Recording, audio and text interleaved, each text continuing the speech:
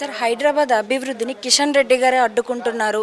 Metro కావచ్చు, లేకుంటే ధాన్య కొనుగోలు కావచ్చు, వీటన్నిటిలోని కూడా కిషన్ రెడ్డి గారి హస్తం ఉంది అని అంటున్నారు. సో దీనిపై మీ ఉద్దేశం ఏంటి?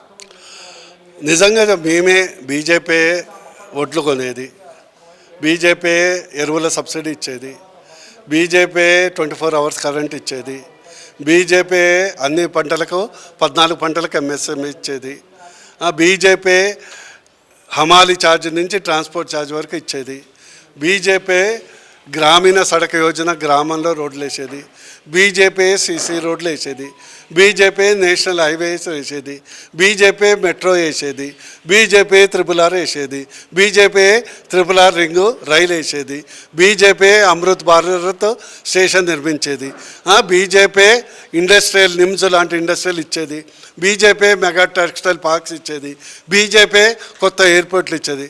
మీరు ఎందుకు రబాయి గడ్డి బీకటానిక? మీరు ఎందుకున్నారు? మూసీల గడ్డి పీక్కోవటానిక? రాజీనామా చేయొచ్చు కదా.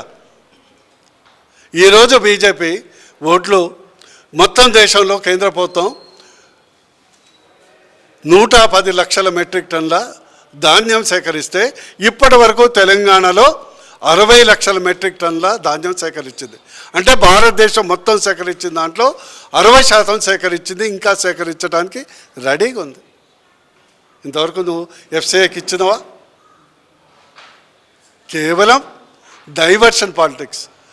నీ యొక్క చేతగాంతనంతో కేంద్ర ప్రభుత్వం మీద, కిషన్ రెడ్డి గారి మీద మోపటానికి, చేయటానికి చేసే విమర్శలు తప్పితే మిమ్మల్ని ఎవ్వరూ నమ్మరు. బీజేపీ మనుషులు 8 మంది ఎంపీ అయితేనే అక్కడ నరేంద్ర మోడీ గారు PM అయ్యారు, మీకు అవకాశం ఉండి కూడా మీరు చేయడం లేదు అని అనేసి మాట్లాడుతున్నారు. సో దీనిపై మీ ఒపీనియన్ ఏంటి? ఇంతసేపు చెప్పాను కదమ్మా, ఇవన్నీ చేసిందే మేమే కదా. మోడీ గారు ఇవన్నీ చేసింది మేమే కదా. ఇందులో ఒక్కటి కూడా ఆయన చేసింది లేదు కదా. ఒడ్లు కొనేది మేమే, రోడ్లు వేసేది మేమే, సీసీ రోడ్లు వేసేది మేమే, గ్రామీణ సడక్ వేసేది మేమే, RRR వేసేది మేమే, చర్లపల్లి రైల్వే స్టేషన్ కట్టేది మేమే, సికింద్రాబాద్ ఎయిర్పోర్ట్ తరహా రైల్వే స్టేషన్ కట్టేది మేమే, 3 బుల్లెట్ ట్రైన్లు వేసేది మేమే, ఫర్టిలైజర్ సబ్సిడీ ఇచ్చేది మేమే, 24 ఎలక్ట్రిసిటీ ఇచ్చేది మేమే, నల్లా ఇంటింటికి నల్లా ఇచ్చేది మేమే, ఉచిత రేషన్ ఇచ్చేది మేమే, ఇంద్రధనుష్ కింద ఫుల్ వ్యాక్సిన్లు ఇచ్చేది మేమే. ఈయన ఏం చేస్తున్నాడు అంటున్నా. ట్యాక్సుల గురించి, GSTల గురించి ప్రస్తావించారు కదా సార్. అదే అంటున్నా. దమ్ము ధైర్యం ఉంటే మొత్తం మంత్రిమండలి వేసుకొని పూర్ణార్థ కాబట్టి ఉంటే రా. నువ్వు ఎంత కడుతున్నావురా బై ట్యాక్స్? తమ చలవ వల్ల ఒకప్పుడు తెలంగాణ మొత్తం దేశంలో 7th పొజిషన్లో ఉండే GST కలెక్షన్లో. ఇప్పుడు 9వ పొజిషన్ పడిపోయినాం. మనము 61,000 కోట్ల GST కలెక్ట్ చేస్తున్నాం. మహారాష్ట్రలో 3 లక్షల కోట్లు కలెక్ట్ చేసి కేంద్రానికి ఇస్తున్నారు. మరి మన 3 లక్షల కోట్ల బుల్లెట్ ట్రైన్లు ఇచ్చారు. ఎవరు ఇచ్చారు? ఎవరు కడతాడు? రాహుల్ గాంధీ కడతాడా? లేకుంటే స్విస్ బ్యాంకులో దాచుకున్నటువంటి సోనియా గాంధీ డబ్బులు తెచ్చి కడతారా? ఈ మరి నేషనల్ హైవేస్ ఎవరు ఇస్తుంటారు బాయ్? మొన్ననే 9,000 కోట్లు ఇచ్చారు. మరి ఈ రేషన్ బియ్యం అందరికి ఉచితంగా 5 కేజీలు ఎవరు ఇస్తుండ్రా బాయ్? అంతా ఇచ్చేదే కదా. ఓన్లీ బుక్ ఏది మాత్రం నువ్వే కదా. నువ్వు ఒక్కడే కాదు కదా. దేశం తెలంగాణ ఒక్కడే కాదు కదా. మనం కట్టేది 60, వేరే రాష్ట్రాలు 33 లక్షల కోట్లు కడుతున్నాయి. మరి వాళ్ళు ఏమనాలి? సార్, నిన్న ప్రసంగంలో మాట్లాడుతూ కూడా రేవంత్ రెడ్డి గారు ఇంకొన్ని వ్యాఖ్యలు చేశారు. అయితే BRS BJP రహస్య ఒప్పందాలు చేసుకుంటున్నారని, కాళేశ్వరం ప్రాజెక్ట్ స్కామ్లోని BJP వాళ్ళే BRS నేతలను కాపాడుతున్నారని, వీరిద్దరి మధ్యన పరస్పర ఒప్పందాలు ఉన్నాయంటూ కూడా వ్యాఖ్యలు చేశారు. సో దీనిపై మీ ఒపీనియన్ ఏంటి? మీరు అందేదా భావించకుండా KTR ఒకటి డైలాగ్ చెప్తా. ఏమన్నాడంటే, రేవంత్ రెడ్డి KCR KTR ఎంట్రిక కూడా పీకలేడు అని అన్నాడు. ఎందుకు అన్నాడు? ఎంత ధైర్యంతో అన్నాడు?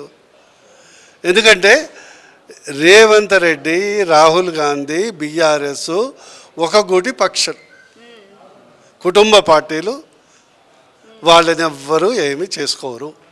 ఇవన్నీ ఎట్లా అంటే WWFలో ఫైటింగ్ ఉంటుంది కదా, పైల్వాన్ల మధ్యలో ఎంటర్టైన్మెంట్ ఫైటింగ్లు, రియల్ ఫైటింగ్లు. ఈ రేవంత్ రెడ్డి వర్సెస్ బీఆర్ఎస్ గంతే ఫైటింగ్లు. ఇప్పుడు 2.5 సంవత్సరాలు అయింది, ఒక్క ఎఫ్ఐఆర్ అని చేసిండ్రు. ఇప్పుడు మనం బిల్డింగ్ కాంట్రాక్ట్ ఇస్తాం, ఏదన్నా కూలిపోతుంది, లేకుంటే క్రాక్స్ వస్తావు, మాకు కంప్లైంట్ లాడ్జ్ చేస్తామా? చేస్తాం కదా. బిల్డింగ్ కాంట్రాక్ట్కే డిఫెక్ట్ ఉంటే కంప్లైంట్ ఉంటాం. మరి కాళేశ్వరం 1,00,000 కోట్లు అంటావు, ఒక ఎఫ్ఐఆర్ నమోదు చేయాలి. వీళ్ళు ఆస్తుల మార్పులు జరుగుతున్నాయి. అందుకొరకు నేను ఒకటే మీ ద్వారా తెలంగాణ ప్రజలు చేసే విజ్ఞప్తి, ఈ ఇద్దరు దొందే, 2 కుటుంబ పార్టీలు, 2 దోచుకునే పార్టీలు, 2 హిట్లర్ స్ఫూర్తిదాయక పార్టీలు, 2 చెరుకు రసంలాగా తెలంగాణ పిప్పి పిండి చేసే పార్టీలు. అందుకొరకు ఒక్కసారి బీజేపీకి అవకాశం ఇవ్వండి. ప్రజా పరిపాలన, ముఖ్యమంత్రి అంటే మనిషిలాగా ఉంటాడు, మృగంలాగా ఉంటాడని మేము నిరూపిస్తాం. సార్, చివరిగా ఒక్క ప్రశ్న. ఈ నెల 15వ తేదీలోగా వడ్లు కొనుగోలు చేయకపోతే కనుక పొలిమేర కూడా దాటనివ్వమంటూ కూడా నిన్న ప్రసంగంలో మాట్లాడడం జరిగింది. దీనిపై మీరు? నేను ఒకటే అంటున్నా, రేవంత్ రెడ్డికి దమ్ము ధైర్యం ఉంటే ఆ మాట మీద నిలబడు. దమ్ము ధైర్యం ఉంటే ఆ మాట మీద నిలబడు. లేదంటే అదే ఒడ్ల కుప్పల మీద తెలంగాణ రైతులు కోదండం వేసి నీ సంగతి చూస్తారు. అదే ఒడ్ల కుప్పల మీద కోదండం వేసి మీ సంగతి చూస్తారు. దమ్ము ధైర్యం ఉంటే చూద్దాం. బీజేపీ వర్సెస్ రేవంత్ రెడ్డి, ఎవడు పొలిమోరలో ఎవడు ఉంటాడో చూద్దాం.